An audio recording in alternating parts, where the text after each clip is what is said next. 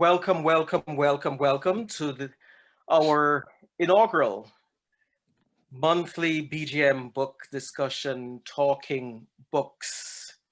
And the book that we're going to be discussing today is The Prophets, the debut novel by Robert Jones Jr. And I'm Neil Armstrong, host for today, journalist, organizer of many things. And I'm happy to have joining me two of the three panelists that we're going to be in conversation with. In many ways, I think we're bookworms, and I'll leave my colleagues to say whether or not they're bibliophiles or just bookworms, which is another term for that. But I want to welcome Courtney McFarlane, who is a Jamaican-born visual artist, poet, and spoken word performer whose work has been published in several African, Canadian, and queer anthologies, including Fiery Spirits and Voices, Writers of African Canadian Descent, Word Up, and Plush. He co-edited along with Douglas Stewart, Debbie Douglas, and Makeda Silvera, the Sister Vision Press publication, Maka Diasporic Jokes, Contemporary Writing by Queers of African Descent. His performance poetry was featured in Philip Pike's documentary, Our Dance of Revolution, and he curates exhibitions. And also with us is Dr. Christopher Smith, who is currently a research associate at the Center for Ethics at University of Toronto with the Race, Ethics, and Power Project, REP. They are also a sessional lecturer in the program in Women's and Gender Studies at University of Toronto, Scarborough.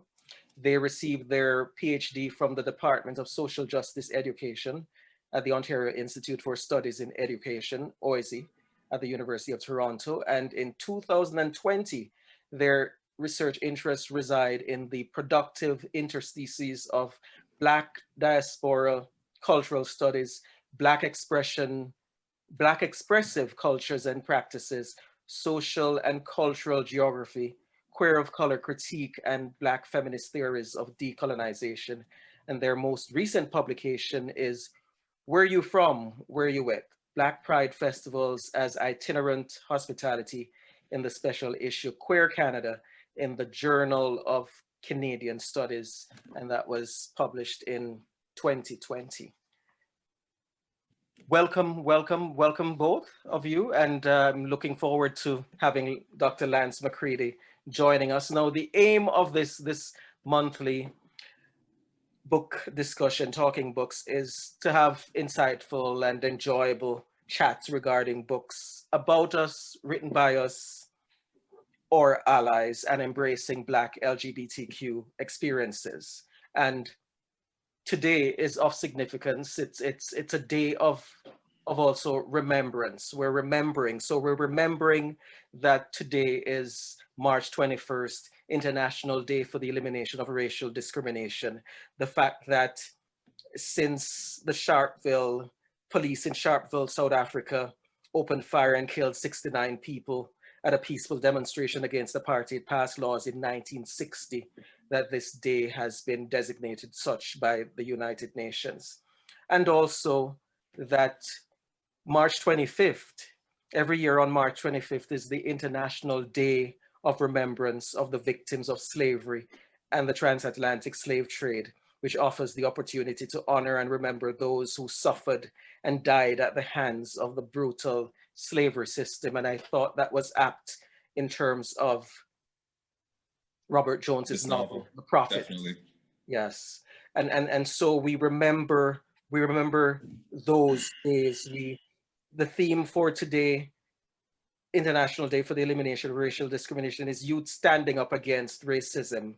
And for the 25th, it's ending slavery's legacy of racism, a global imperative for justice. And of course, we're in the International Decade for people of African descent. Yes. So all of that contextualizes our discussion. The Prophet is a wonderful book. I know in early days in discussions with Courtney, he said he wanted a session like this to happen. I didn't expect it to be live on Facebook, though. I know, a smaller thing, more intimate thing, but we're virtual living room. Yes, yes, a virtual big room. So, so here's a synopsis of the Prophet. A singular and stunning debut novel about the forbidden union between two enslaved young men on a deep South plantation, the refuge they find in each other, and the betrayal that threatens their existence. Isaiah was Samuel's, and Samuel was Isaiah's, and that was the way it was since the beginning, and the way it was to be until the end. I think I will leave it there unless I give away too much. Don't want to have too much spoiler there, or do you think I should share more? I think that's enough. I think that's sufficient. Yeah. Okay. Okay. So having read this book, Courtney and Christopher, what was your favorite part of it?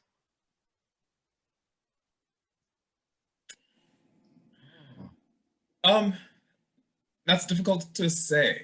That's difficult to say. I mean, it's a thick book. I know, I have markers. Of course not. I can't find some of the things I've marked, but it's a thick book, and the chapters move and focus around some of the individual characters, for the most part.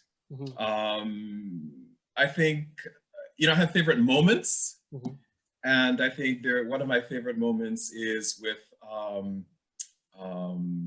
Isaiah and Samuel in the barn after Isaiah has just come back from the big house.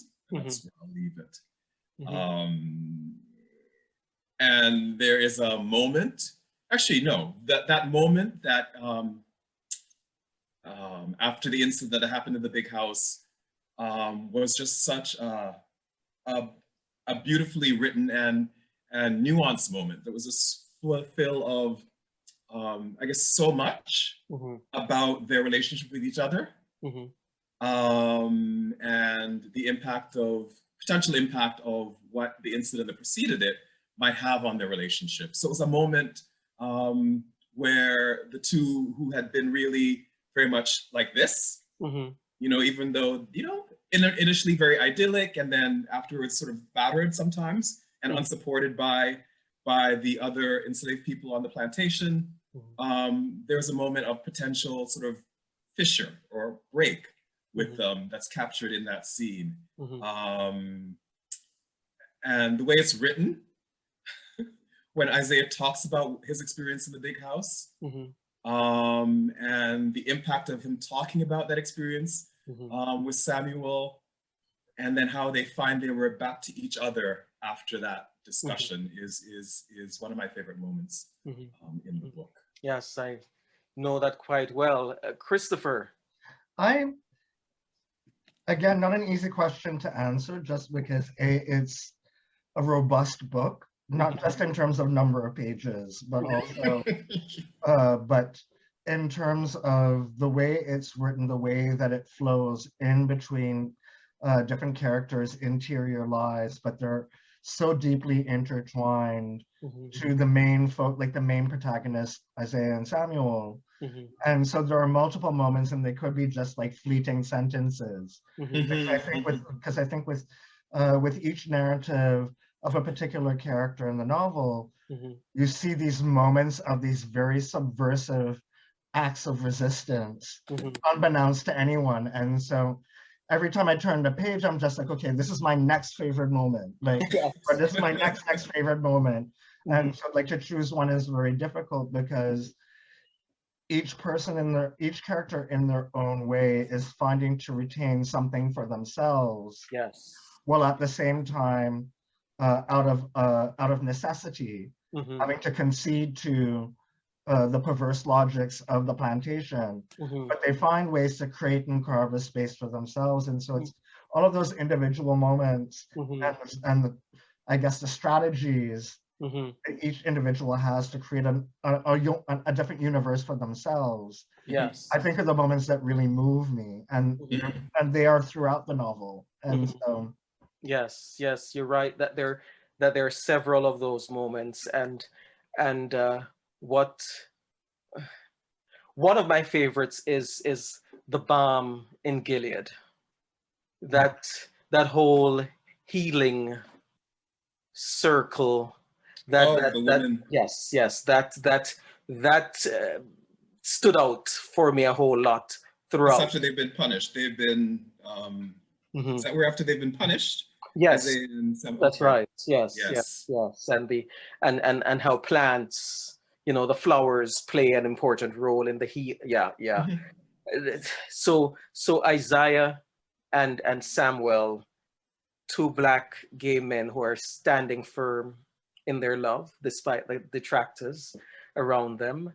But there's many and several relationships happening on the plantation. And I wonder how did you view their relationship in comparison to some of the others on the plantation? So I felt like there was a pureness and a kind of, there's another word I had, but there's a very sort of a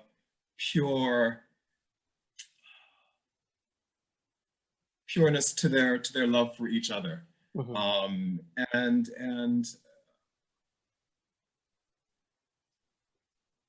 in a way that I didn't feel from some of the other characters. I'm just trying to remember some of the other relationships, but that was like the primary relationship for me in the film. Freudian slip. That's my hope. Well, it has a feel. Yes. That you, I think, because you spend so much time with them, you have a real sense of the layers and complexities of their relationship. So it's hard to kind of compare. There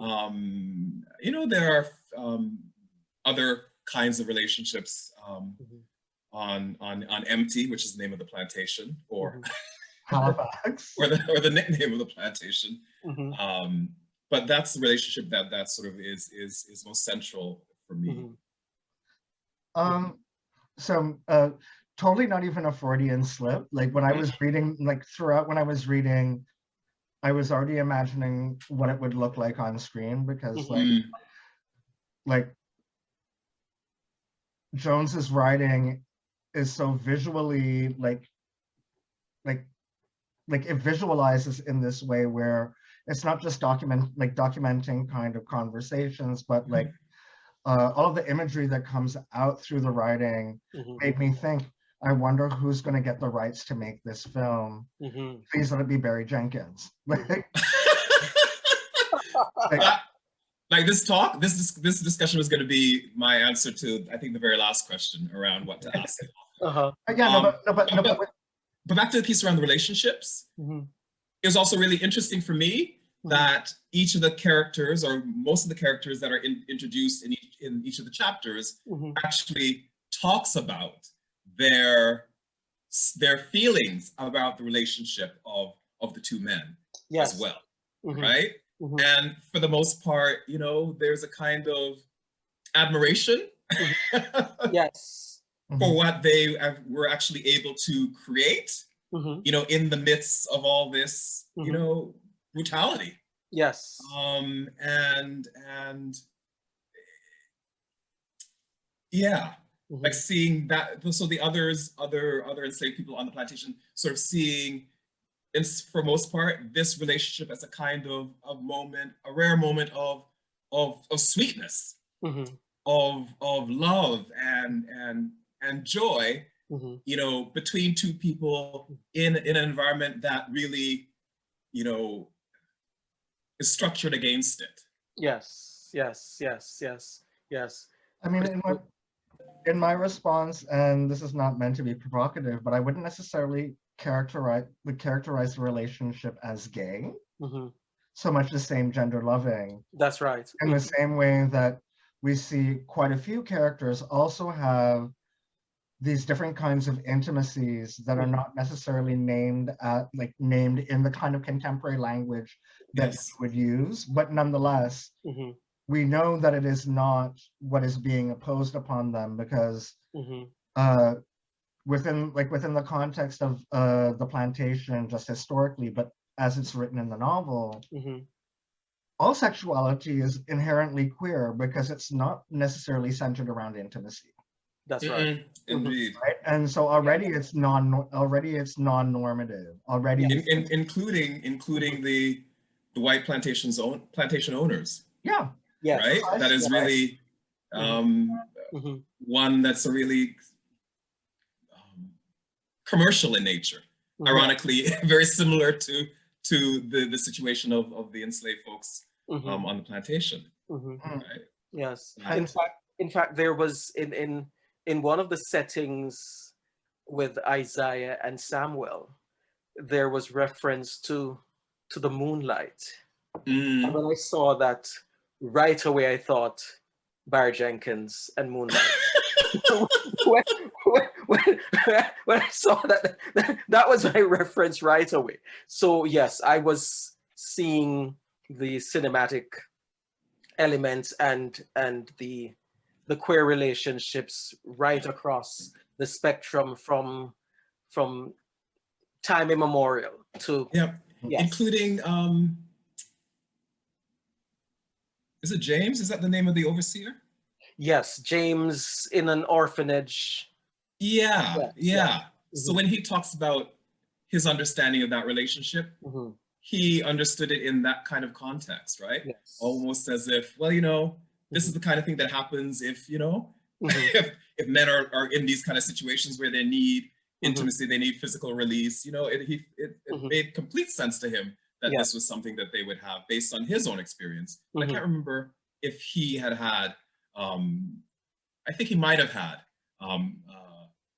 a sexual encounter with a man and was reflecting on that in terms of understanding the relationship between Samuel and I think he did. That's the impression I got. Not relation, an encounter, not relationship.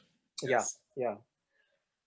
Black women are central to this story. They are important in the storytelling. They're important in the support system for Isaiah and Samuel. And I'm wondering why do you think Jones decided to craft the story this way and include them like that?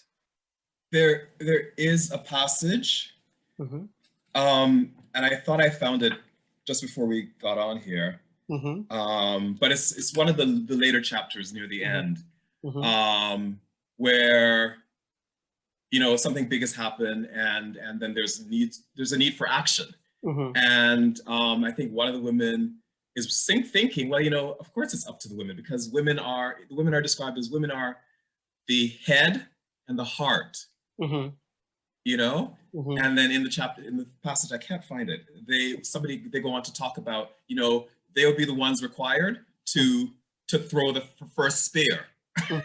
That somehow in this world that Jones has created, women have a very central and meaningful role of leadership in the society, but then also in the continental or the African culture he talks about, where the king is actually female. So I noted that, but I don't know if I can answer why. Go ahead, Chris. And her wives are males. Yes. That I was reading along and I'm thinking, okay, and the fluidity, because there were references at times when in that same chapter it mentioned wives, but then it mentioned the wives as he and as she, and then I thought, okay, let me just expand my mind to this setting right here where all of this is happening in that space of King Akusa.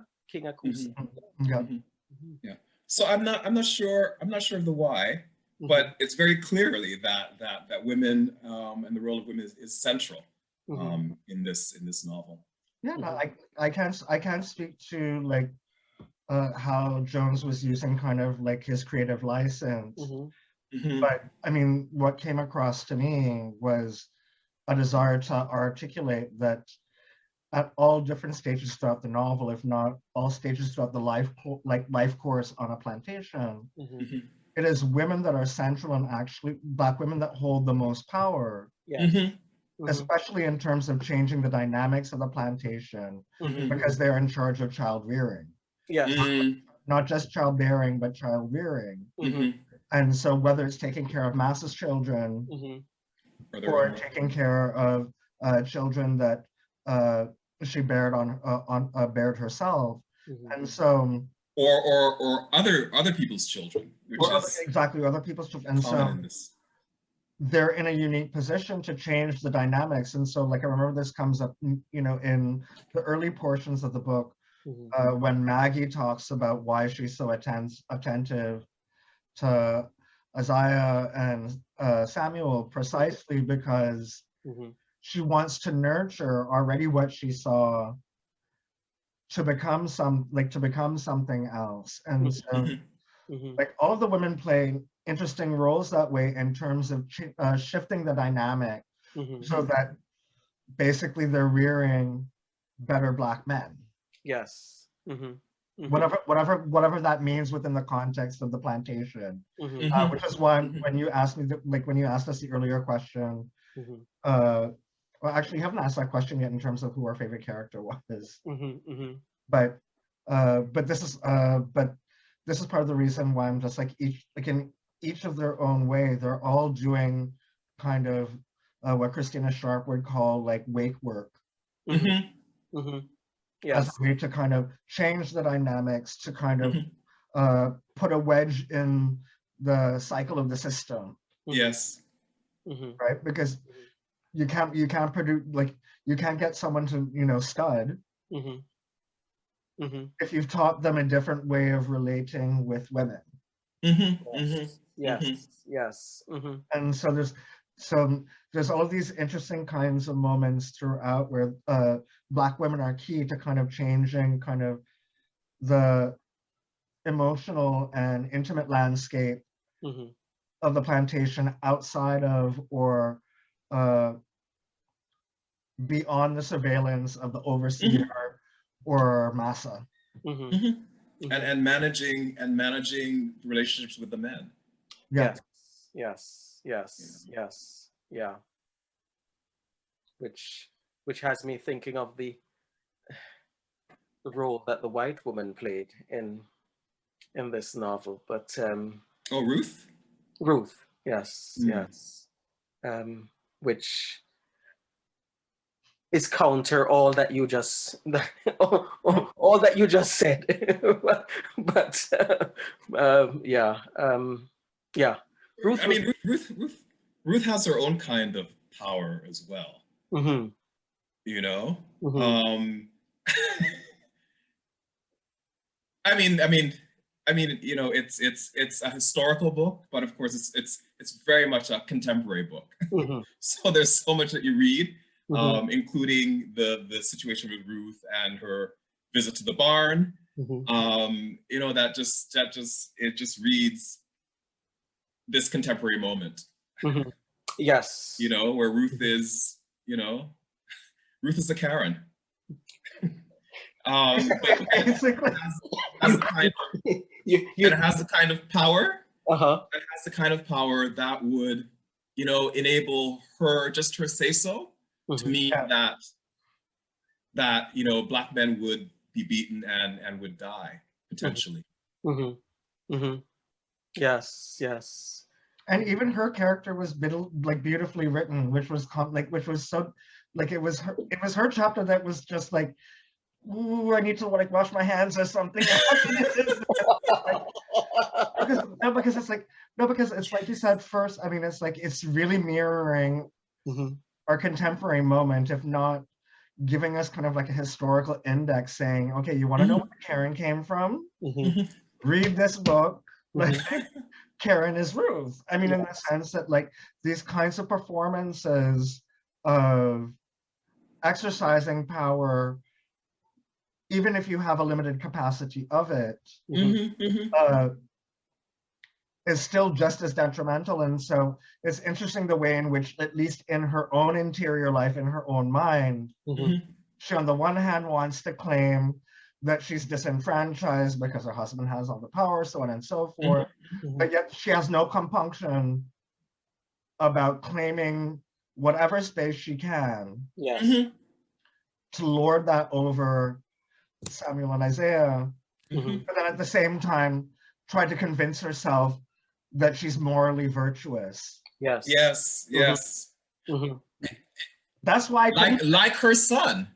Yeah, that is true. That is true. Yes. And you haven't gotten to the question around. I mean, I'm jumping forward to the question. The question around least favorite character. You know, Timothy would be my least favorite character. I mean, you know, Christopher talks about how richly each of these characters are drawn.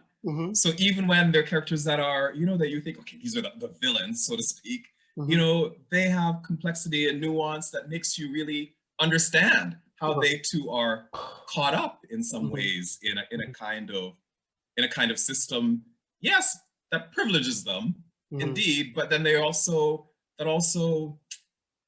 you know, has some really negative impacts on them. Yeah.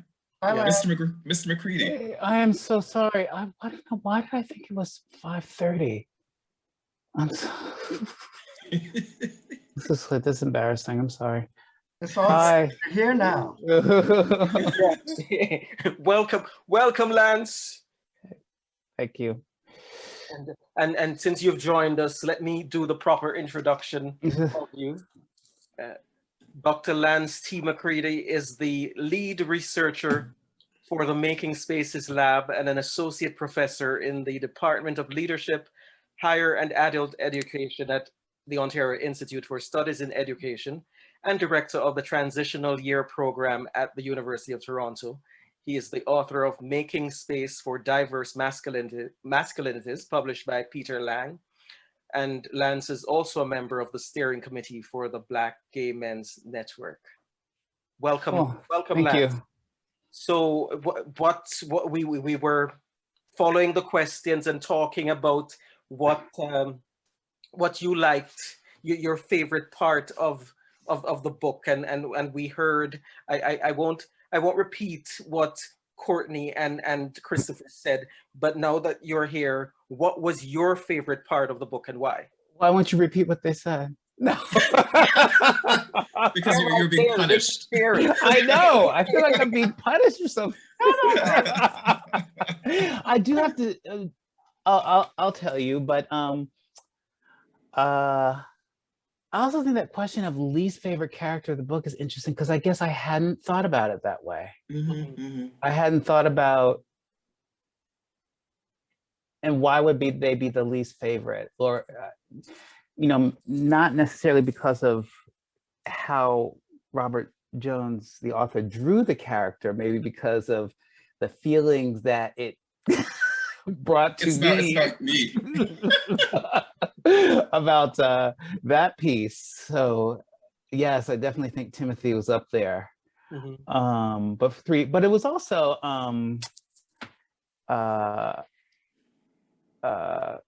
you know, Preacher.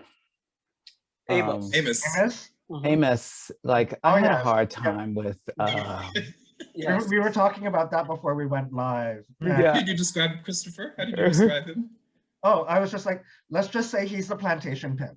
Like he's a pimp. Like so, like if you like, and so again, it comes back to this relationship, like the earlier question about why are Black women so central? Because if you ever wanted to see like an archetype of the figure of the pimp, like Amos represents that, where he's like literally working the plantation to try and find ways to get Isaiah or Samuel, but Samuel's the preferred stud. Yeah. To help reproduce the stock, so to speak. And he's thinking through this particular kind of logic where he's trying to present it as if it's going to be a benefit for the community in terms of alleviating the likelihood of physical harm vis-a-vis the lash or the whip. Yes. But ultimately, it's about him trying to protect himself, protect himself, protect Essie, but also to acquire some sort of standing within the plantation hierarchy. Yes. And so I had a difficult time with him precisely because it's just like, okay, so if I met this person today, yeah, he and I would not be friends. But I had to keep on reminding myself that his actions, his conduct are within like this peculiar situation, this is what they call it, a peculiar institution. Because you find people psychologically trying to find any kind of strategy to survive. And so here he is thinking, okay, so this is what I can do for my wife, even though that marriage might not necessarily be recognized anywhere else, but in the world of the plantation. But he's like making all of these kinds of negotiations. And so, you know, about halfway through the chapter centering on him, in the beginnings of the novel, I was just like, literally had to sit with myself and say, you know, is it possible for me to give him a space for redemption, given the perversity of the perverse logics of the plantation? Can I give him compassion? What would that look like? How do I come to that place without immediately coming quick to judge? And so and it was interesting that Christianity and religion was his tool. Yeah. Yes. But I'll leave it there because Lance hasn't answered the question around his. No, and I actually think Robert Jones drew him as someone that you would, at least I felt like that's what makes him so frustrating as a character. Is it's not like he's completely evil or reprehensible, right? He's someone that's caught up and sort of bought into sort of the logic, those plantation logics, right? And has maybe for his own reasons wanting sort of a piece of the religion and the power code literacy, you know, the power, but that's exactly why I find him so frustrating and like difficult. I think of these are like the people that we are with every day. That will sell you down the river to save their asses. You know, and yet they're not completely evil. But I think there are lots of ways that I think Robert Jones tried to depict Black communities in that way. With sort of one in Africa and in sort of like here where he tried to depict people that hadn't really bought into what I would consider the more sort of liberatory or anti-colonial aspects of Black life, and therefore end up sort of messing it up and causing the death, really, of so many other members of Black communities. And so I find that a bit difficult to sit with. But the piece also that I have to say that I really enjoyed, I had this whole picture of the barn and what that barn, so anything with them, any of the scenes with them in the barn and making life in the barn and their interactions in the barn. And I love the idea of Samuel and Isaiah sort of giving life so much, or sort of tending to life, the life of the animals, trying to, tend to their own lives, the sort of love that they gave each other and the love that they gave the animals, and how amidst a lot of it, like a lot of people had obviously had problems with them, but they couldn't deny what they did or what they had. What they had, and also the kind of care that they gave to the animals in that barn, the animals there. that also was part of their reputation too. So people couldn't deny, I think, the kind of care and the way they sort of did that work, despite being, you know, or when set next to also there being queer, a lot of people had a hard time reconciling this too. Like a lot of the community had a hard time. But I just had a lot of pictures in my head about what that barn looked like. I also didn't know, I mean, was it really nasty? I mean, what would it be like living with the animals in that barn? In the barn? And they had their space. So I kept thinking like, okay, I'm making out this barn almost like it's some Hallmark. Like there's like soft lighting in the corner. A designed and curated barn. That's right. There's like soft lighting. There's like a nicely paced hay bale. And there's yes, just positioned just so. So I was like, I didn't know it was that. And I was like, Lance, you're making that up in your head. But I just had a picture in my head of like what I thought that farm was like. Well, because that was really an environment that they created. You know? It was their safe place. Yeah. I mean, the way, because I kind of did the same thing myself in terms of trying to figure out, like, okay, because like clearly, like we know, like from the very beginning, that it definitely stank. Because they talk about how they would run to the river and like wash themselves with different flowers, whatnot, so that they didn't smell like the barn. But at the same time, there's still something. It has an aura. Yeah, I wasn't smelling manure when I was reading. I wasn't smelling manure when I was reading those chapters. At all. Only when there's a point where I don't know if it's Paul, somebody from the big house comes to the barn and steps in shit. I think. It's Ruth. Ruth? Oh. Yeah. On her way to the barn. That's right. And that was the moment I'm like, oh, that was almost like the first. I was like, oh, shit in the barn. No, but I think that's what's so magical about that space. The way that it's written is that these things are inconsequential because it's about what's being produced in spite of the smell or the intimacy with animals, which actually was not confining. It actually was part and parcel of how they understood their own way of being as caring individuals. And so, so for me, it was like, it didn't need to be pretty because the moonlight would come in. Yes. Like, and obviously it had an aura because that's why Ruth, like, you know, all of a sudden is drawn to it one day.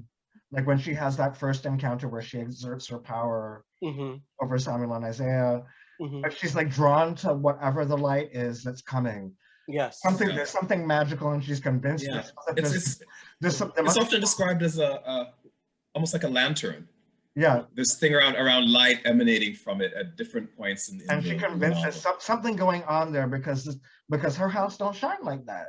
That's right. Right? And so there's something beautiful about the ways in which he crafts this space as something that is otherworldly. Like to the point where she's convinced there's something going on in there and I need to go find out. Like thinking like there might be some voodoo going on, or I don't know what was going on in her mind, but she's convinced that something off kilter or out of the ordinary that might be detrimental to the kind of sanctity of the plantation must be going on there, because how could this much light be emanating from this space? Lance, Courtney defined Ruth as the original Karen. Oh my gosh. I was just thinking about, I was sitting here thinking about Ruth when you're bringing that up, and I was just like, oh my gosh, that might be one of the most, I had a lot of feelings around. What were your feelings? Like Ruth. I mean, you see already, I'm just like, eye roll, like, like that whole, that took me back to just a lot of the incidents in, it's interesting. I don't know if this is a part of like Black Canadian history, the same way that like Emmett Till and the whole Birth of a Nation and all of sort of the cultural productions that have created this, you know, the cult of white womanhood. And so Ruth was that, and all of how that has had such a impact, I was going to say a detrimental impact on Black communities, gender relations within Black communities, kind of the lack of accountability that Ruth has. Like there's no, like she's, I mean. And the maliciousness, I think maliciousness of the use of her power. Yes. But what did you, I mean, but okay, couldn't you also read into what about her whole mental health? Thank you. Thank you. Well, I guess that's the balance, right? That's the. Well, is it a balance or what? Or nuance, right? That where no character is this or that. They're kind of all of that. Yes. So did you take? Okay, now this is gonna maybe sound. Go ahead. Did you take seriously her mental health issues or her mental or she was a wanderer. She was. Yes, she was. You know, do you mean as the grounds for me to then have more compassion for her, or having a different level or type of accountability for her as like a member of that plantation community, or within that family, or within the Tubob like family, or you know, as a I don't, yeah. I sort of feel like there's something toxic and poisonous around the whole structure, which infects everybody, including those people including white people. You know, so you know, I really didn't think about it as mental health until you just mentioned it now. I didn't read it that way or think of it that way. But clearly, anytime I read there probably could be. Anytime I was going to say, no, anytime I read a novel set within kind of a plantation society, I already assume madness. Because there is no, and not just a novel, but like any kind of cinematic representation, so whether it's 12 Years a Slave or Django Unchained or whatever, like one of the components, and this is why they call it a peculiar institution, peculiar kind of synonymous with queer, but also peculiar because it's so far outside of the norm, is because you have a whole bunch of people that have to coexist within a contradiction.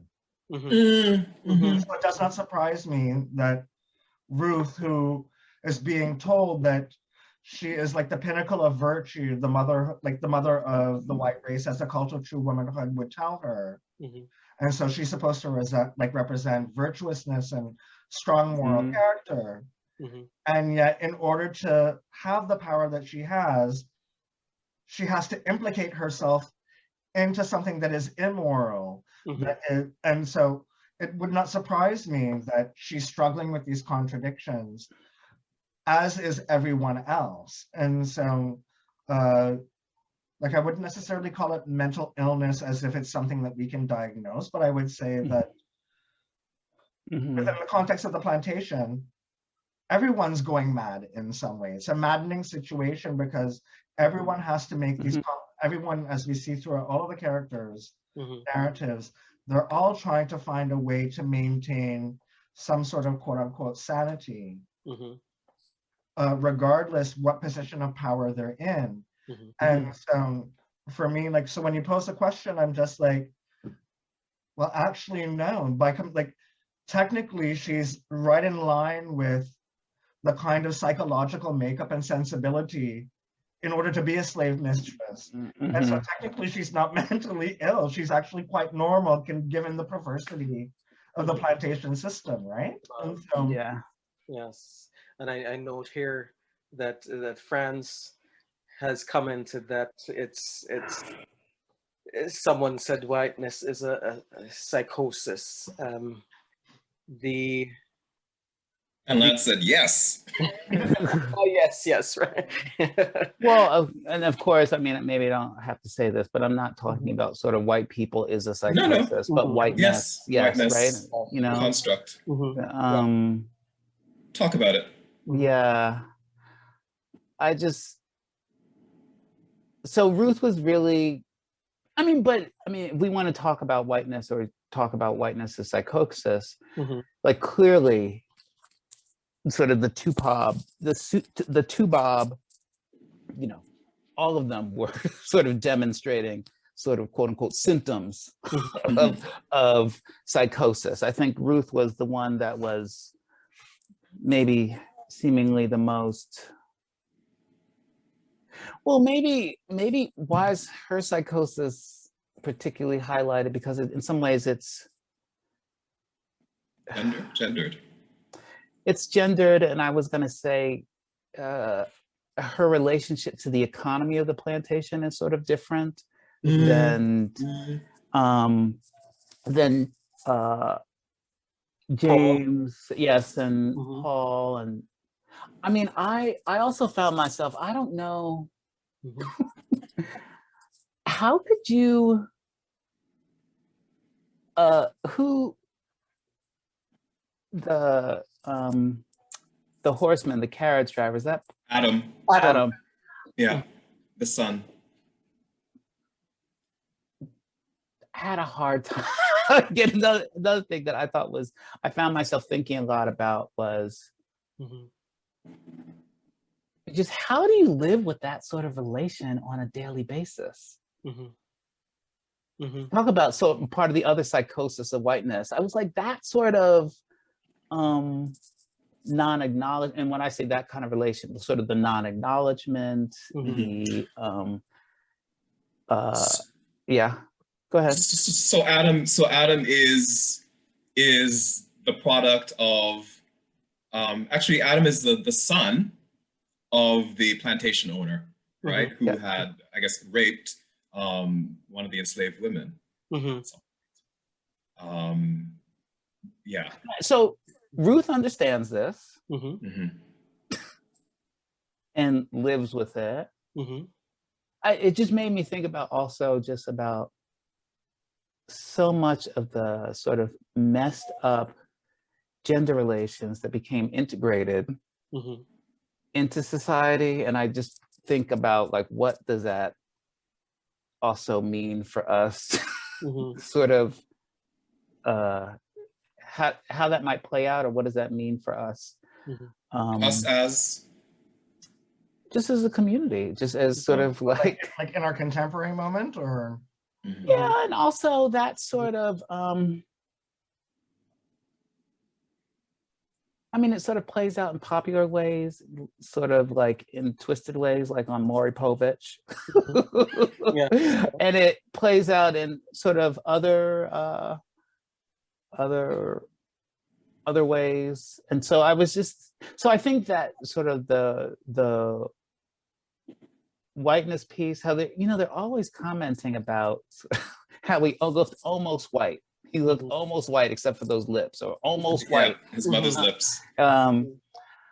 So yeah, I just thought like the sort of violence and sexuality and sort of the non-acknowledgement, the way sort of people live with that on a daily basis. And I think that's part of, so all else I'm getting to is I think that's also part of Ruth's psychosis or her madness, right? Yeah. The sort of living with these, this sort of sexualized violence, the sort of procreation and children produced out of it.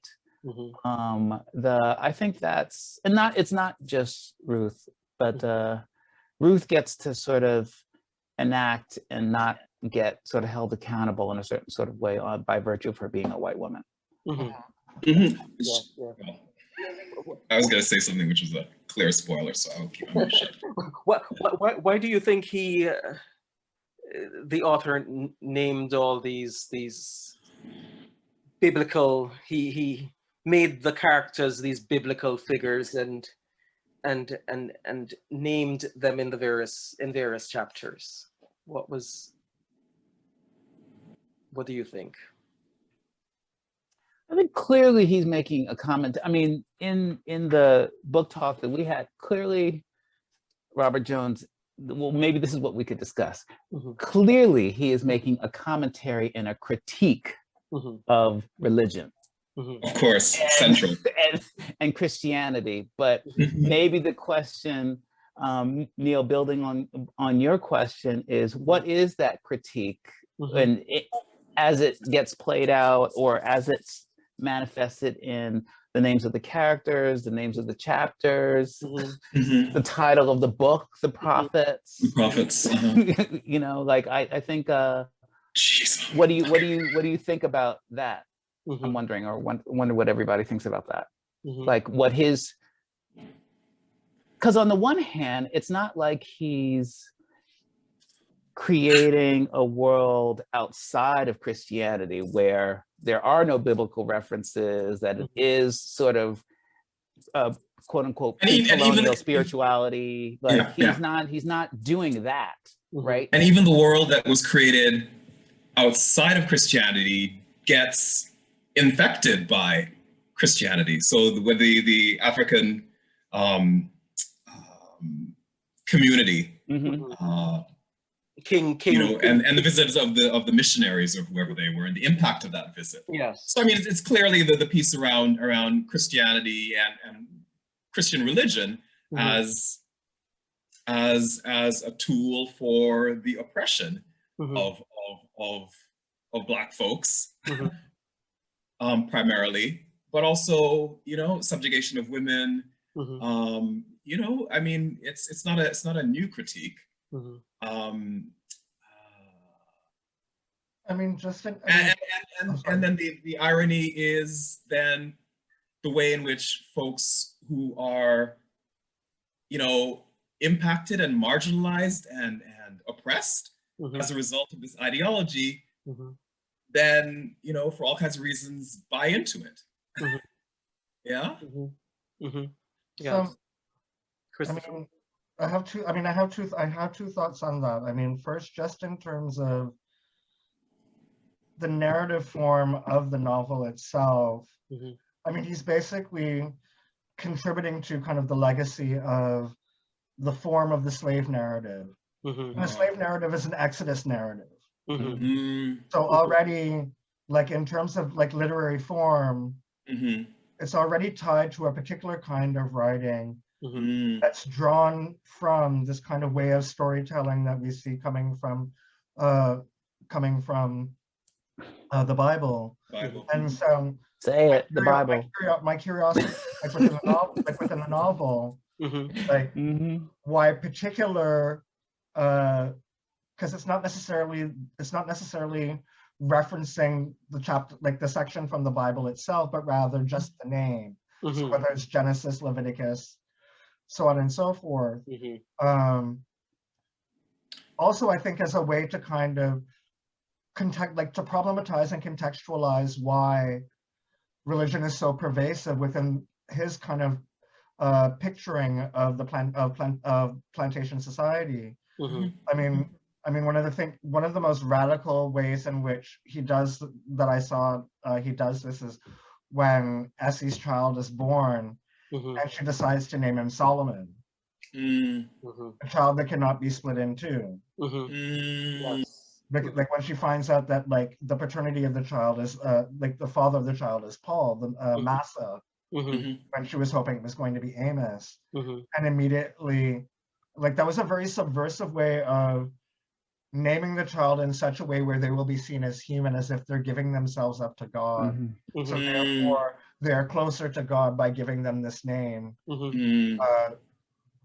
But she chooses this name precisely to document like this child is literally split in between like a world that doesn't want him in the first place, Mhm.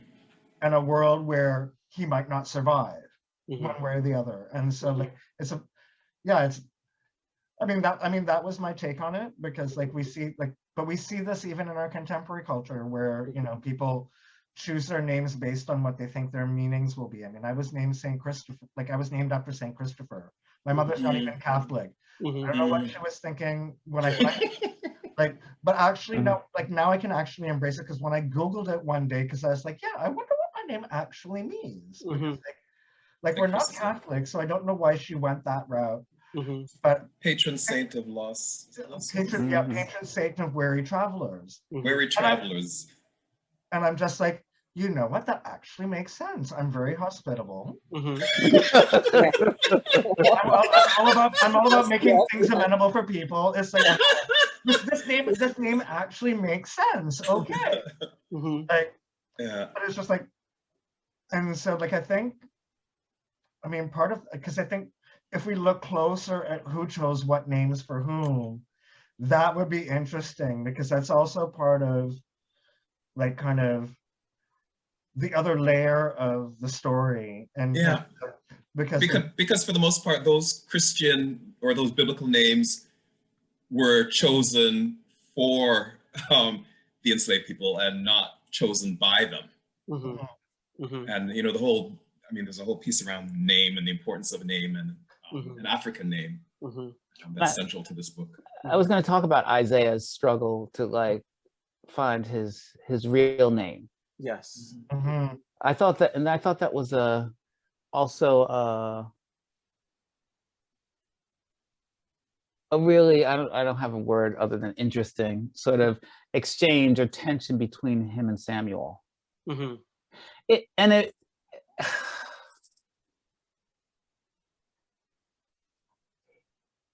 I mean, Isaiah's weakness to, without knowing, quote unquote, his name, what he wanted to know his real name, it wasn't, I had a problem with that part of him. I saw it as, I sometimes wanted to feel more like Samuel in that, like kind of like a get over it. And you want the stone, the hardness. I didn't always feel like that about everything with Isaiah, but around that, it was difficult to see him feel so distraught and so sort of display that sort of, I guess, vulnerability. I thought Isaiah was the walking vulnerability in this novel.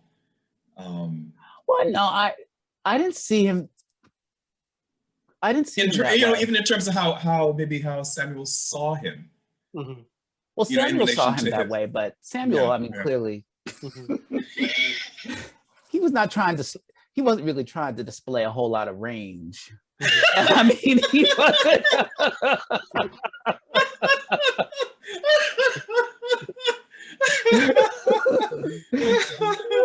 Don't you think? I mean, I didn't see that. God. I mean, sometimes, and it also, I thought that was the interesting thing about the different characters in the community. Some people saw that as a strength, but some people saw Isaiah's sort of form of masculinity as a form of strength. Sort of understood that. I really saw those two as their sort of embodied, quote unquote, masculinity of what it means to be a man, how you display that. I thought was one of the other things that I found very interesting about sort of their interactions, that I thought continues to be a very contemporary thing we're always in conversation about, right? But I didn't always see like Isaiah's quote unquote sensitivity or softness, or to use another term, like his emotional intelligence, but as a form of weakness. Yeah. Well, wasn't it Sarah who said that Isaiah when she looked at him, when she saw him, she saw that he chose woman or free, whereas Samuel chose man. So so there's the whole concept that you're born in this world female, Binary. and at some point you choose your gender. In she made that point. So yeah. And in this novel, women are, women really are the strength. Yeah. But I mean, but it's not like, or I guess I didn't really see that there being, it's not like Isaiah was like a femme walking around that plantation. So No, I don't think that would have been like, I don't think he would, that would have been, I don't know, whatever, tolerated, lasted, or whatever. So I just didn't see him. I mean, I thought yeah, I mean, I guess that's another question, like, or another interesting thing is that like his emotionality, was that really him embodying a woman's spirit? That him embodying another, I mean, do we need to gender it? I guess it was gendered in the novel. Yeah. Is it a kind of another form of masculinity? Like what Yes. Yeah. I thought yeah. Well, you know what's interesting is that in one of the interviews that I heard Robert Jones Jr. Do, he referenced that in this particular novel, he's making comparisons to the European Christianity versus the Ethiopian Christianity. So I got the impression that the Ethiopian Christianity would be more accepting to the community that existed before the European Christianity made contact with Africans, and all the things that we see out of it, the enslavement of African people, the homophobia, etc., etc. That's the impression I got from that comment that he made, I believe, when he was being interviewed by Ronaldo Walcott. I'm wondering what characters did you like best, and Sorry, Neil, but stick a pin, as they say.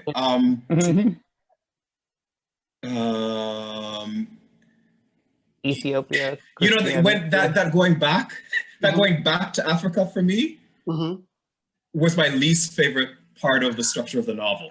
Oh, let's talk about this. Okay, yes. okay. It really was, because it kept taking me out of and away from the things that I was the narrative that most engaged me. The contemporary stuff. Yes. Yeah. I mean, I then later, as I got to near the end of the book, I saw that, well, what I thought was more ancient was actually much more contemporary, because it was less than a generation of difference between the continent. And, there's a narrative where one of the guys from that community is actually caught and enslaved and, on the journey to this side of the world. But for me, it was that piece around, I felt like it was a conversation with Afrocentricity. I was going to say, was it too overtly political, but not necessarily connected? Yeah, it felt to me like that sort of, that need for us, because the challenge that, the, what do they call them now? Oh God. The Afrocentric? The term's missing my head. Of us needing to justify our existence as Black queer people. And so, there's always an Afrocentricity, looking back to when we were kings and queens and we had this whole kind of whatever. And it felt to me like this was Robert Jones's version of that, in terms of placing us and our difference, in that kind of context as a way of legitimizing our identities. Our existence in the present. Yeah. Yes. It's like saying, we were there too.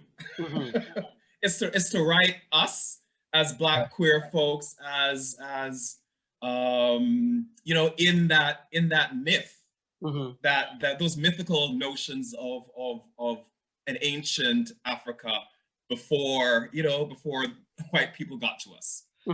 I had a similar kind of ambivalence around it because I found it was kind of forced. And so everything that you just said, like I completely read as well. But at the same time, I felt it was trying to serve a purpose in terms of getting us to think about more critically what he's trying to tell us about the gender dynamics, the gendered and sexual dynamics within the plantation.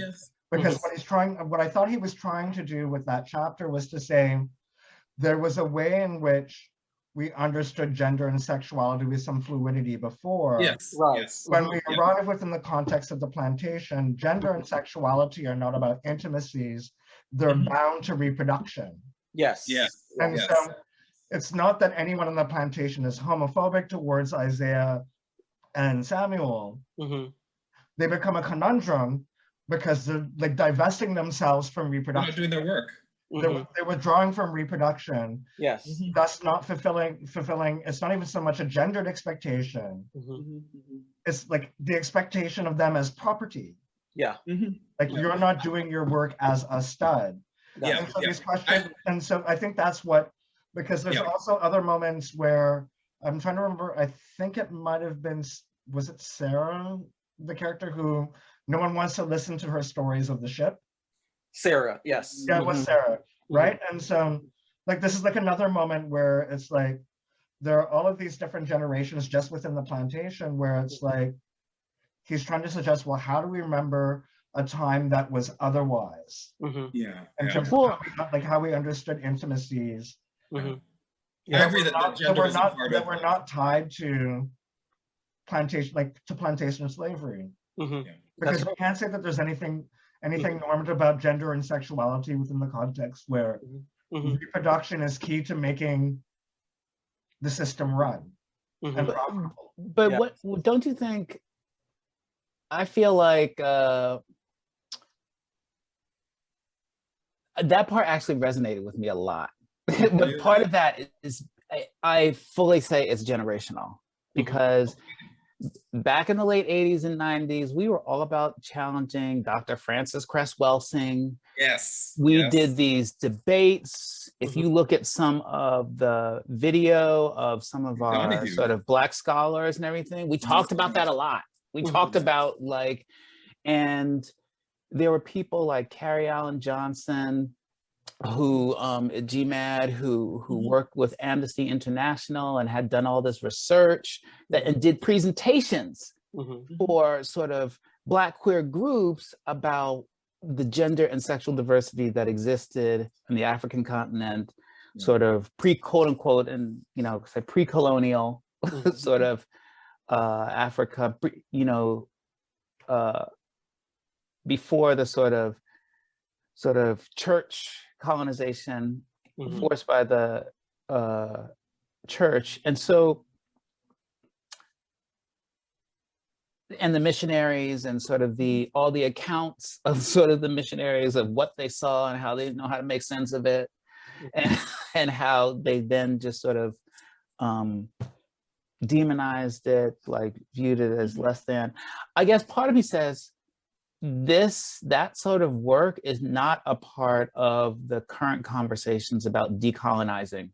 I was like, well, where's that work? That was some of the not original, but that work was very much about decolonizing gender relations in Black communities. Is that what we're talking about? Or I'm not sure. I don't see that as sort of being raised. So I thought that was a very important part. And I think even some of our quote unquote African scholars today claim to know nothing about sort of gender and sexual diversity on the continent, and won't speak about that sort of in their work, and are also, and many of them are also religious, like Christian, Catholic, sort of Muslim, and are sort of the way they sort of identify with that religion is in its very, you know, colonial sort of form. So I appreciated the fact that he tried to do that and he had that point in the novel, but I also recognize it very much resonated at a certain sort of activist period in Black queer communities where we were all about just challenging the Afrocentrists. We were like, we're gonna have our Kwanzaa, we're gonna wear our sort of. And you talk about GMAD. For those who don't know, GMAD is Gay Men of African Descent, Black queer men's group in New York City, and Aya, which was the early '90s version of GMAD here in Toronto, also had Kwanzaa celebrations. So it's funny they should bring that up. And we were. I mean, I understand the function it plays. Yeah. I guess as a reader, it was just I understood it. It didn't engage me in the same way. That's what I'm saying. Yeah. No, I'm totally feeling you. For me, I mean, I think the interesting moments, because I kept on thinking through with each character the ways in which queer sexuality is actually a form of revolt. And to me, it was less about proving that it existed. It was rather about the nuances and the ways in which, and so like I'm thinking about the ways that moment in Essie's narrative where she and Isaiah are in the fucking room. And they're pretending. That's right, yes. They're pretending. And so this is a very queer kind of moment of resistance where it's like they're pretending to be heterosexual in order to, again, put a wedge within the mechanism of reproduction that the plantation requires. And so there's all these different ways in which these intimacies are not just about creating a space of one's own, but also disrupting the cycle, because ultimately everyone knows that they're caught in the cycle of reproduction that has no interest in pleasure, that has no interest in joy, that has no interest in kinship bonds. And so and that the various ways in which people refuse is interesting. And that experience formed this bond, this intimacy between them that I think it was Samuel never really could understand. You know, and it was that kind of, I guess, notion that men and women can have this kind of relationship, this kind of platonic relationship. Yes. And also I think it because Sarah had experienced that cleavage, that fissure, that tearing apart from Mary, that when she looked at what Samuel and Isaiah had, she thought this will be the outcome at some point of their relationship.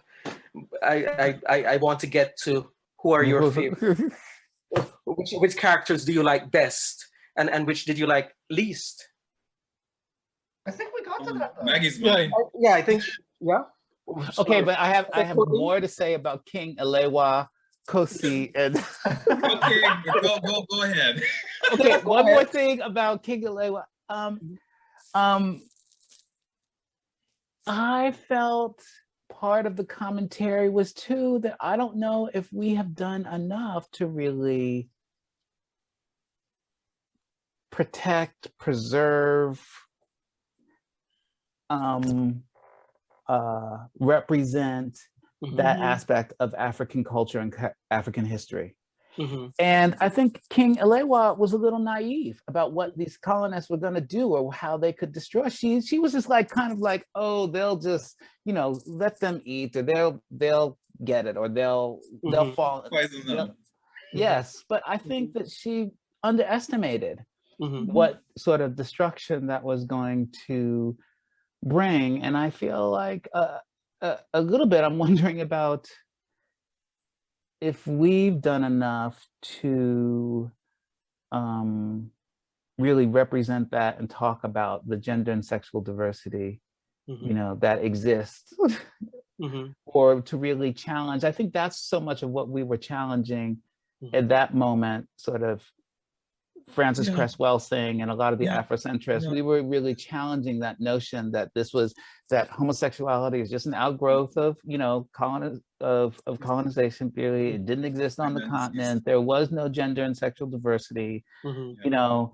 and so I don't know. That caused me to reflect on now when I think as an educator, when I think of the curriculum that we use to talk about gender and sexual diversity amongst Black people, people of African descent, there's still not a whole lot of discussion of, and maybe, I don't know, maybe whether or not you think there should be about sort of the historically and contemporarily the gender and sexual diversity within Africa and the Caribbean. Like, why are we always, so I don't know, that's some of what like that whole part did with me. But even as I'm talking about it, it's not really as much connected to the narrative as it is like a political point, I guess, that or a educational point. So I just had to say that about Alewa and Kosi and King Akusa. Yeah. And I think, I mean, I agree. And of course, I'm much more interested in looking at contemporary gender and sexual diversity in Black communities in diaspora than, I mean, I guess there's always a need to kind of root it in the historical.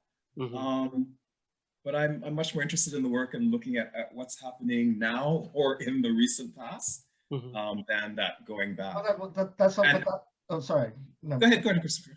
No, I was going to say, but that's always been the catch-22, especially like in the moment that like you index like the 1980s, the Francis Cresswell Singh, Olafi Keti-Asante, like that particular moment, the assumption is that the political position would be to counter that by offering up a history. And all through the 80s and into the 90s, like my conviction, I was actually not conviction, my conniption with Afrocentrism was precisely like, if ever I was in conversation with someone who was trying to suggest that there's no evidence that there were queers that were in existence, like, yeah, but my Black queer ass is here now. Yes. And so like, I don't really care why do I have to show you evidence of someone who was engaging in particular acts 400 years ago? Like, why is this important? Why is this important for you to then let me be free? Right. Like, why is like proving a history a precondition for my existence? And so, I mean, for me, like, I kind of like again, like I gave him some leeway where it's like, I like the fact, like, I like what he was trying to do. I don't think it flew off well. But for me, like going back to Neil's question, like my favorite character, like I was lured in right from the very beginning was Maggie. Yes. I agree. Because if you I still agree. Like if you ever want to talk about disrupting the plantation, when I read that sentence where she talks about how she's putting poisonous flowers on her nipples before she has the children suckle, yes, I am just brown glass. Oh my god, this is like beloved, like this is like beloved next level. Yes. Yeah. Like she's just like, fuck this shit. I'm not gonna kill my own child. I'm gonna kill their children. Like, it's like, yeah, I'm gonna slowly. You want me to nurse the baby? Okay. That's resistance. And to the piece around history, Maggie is the keeper of the traditions. That is true. Yes. She's the one who convenes the circles. She's the one who knows the roots and the language and the spells. Yeah. And then it feels to me like she's the one who, I feel like she sees everybody and understands the dynamics and what all's going on. And, like she has everything almost sort of figured out. She almost like she has everybody else's number. And a certain kind of acceptance. Yes. Of what folks are doing, etc. I loved. It was interesting. I think Samuel and Isaiah begin the book Mhm. The first few chapters were focused on them. And I swear to God, I almost put the book down and closed it. And it was when I got to Maggie's chapter, because she's early in the book, that's when I got drawn into the novel. It was Maggie. Yes, yes, yes. You know? And yeah. Because I know that we have participants, viewers who are engaged in the conversation we're having. I want to, and of course we're seeing comments. Maggie sounds divine. I want to invite viewers, participants to share their questions, their comments, read the discussion, and you know, we can chat about whatever your questions or comments are. And at some Are there point, any questions at this point? There are also comments than questions, but also to invite viewers to also share the titles of books that they would like to join in reading and discussing collectively in this book discussion, monthly book discussion, in future sessions. And Lance, one of the things that was said earlier before you joined us was that the following questions might be spoilers.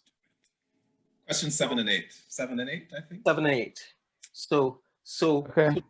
should we skip those? Or were you going to ask one and Christopher asked the other, nuanced? I don't remember what I couldn't find. I couldn't pull up the questions. But why, I think the question 7 is fine, except for the last bit. I mean, why do you think the author chose those young men to challenge the system? That was question 7. I think Christopher answered that in some way.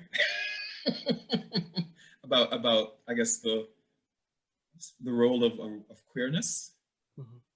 Yeah, no, because quite literally, like, and again, Lance, this is before you joined us. It's like, I mean, in answer to one of the questions, I had said, well, first, I wouldn't characterize Isaiah and Samuel's relationship as a gay relationship. They're definitely same gender loving, but I have problems using the language from our current moment to then characterize their relationship. There's definitely a queer intimacy that's happening there, but that's all across the plantation. Queer desire and queer intimacies are all across the plantation in this novel. And so, again, so this question of why someone would likely lead the charge, it's like, well, I think they all are in their own way, whether it's not, I don't think it's just necessarily isolated to Isaiah. Like, I mean, each person in their own way, by recognizing each other, their uniqueness in terms of the intimacy that they want, the intimacy that they desire, that in of itself is revolutionary. Yes. And question 8, I won't bother going into, but I will just say this, and you can tell me what you thought about it. In the chapter titled Maccabees, Samuel tells Isaiah, there is choices, there's always choices, you just make the wrong ones. And that was a hit to Isaiah. What do you think about that? Which sort of similar to my question 8, but I won't. Yeah, it's not, well, that's judgmental. I don't think it's the wrong one. I think it's a different one. Yes. I think they're both engaged in this thing around survival, right? And there are ways in which they see themselves, you know, as vulnerable. And Samuel's way of dealing with that is about, you know, being like this. So nobody's gonna step to me, nobody's gonna whatever. And Isaiah has a different route, which is about, you know, relationships and kind of going along and getting along, kind of way of being. So I think they're doing the same thing, just in different ways. And I don't think. But do you think Samuel's about survival? Yeah.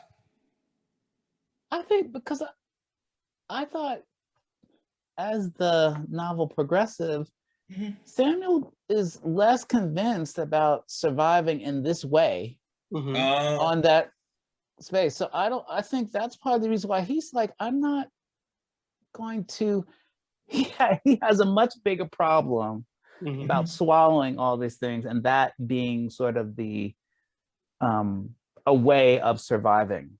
I don't even, I guess I wouldn't, I feel that with Isaiah, but I think in the way that Samuel deals with Timothy, I don't know if that's about survival. It's about refusal. You know, I wouldn't use that word, survival. Yes, I'd say that's a refusal, and that's a he's not going to let him assert his power in that way.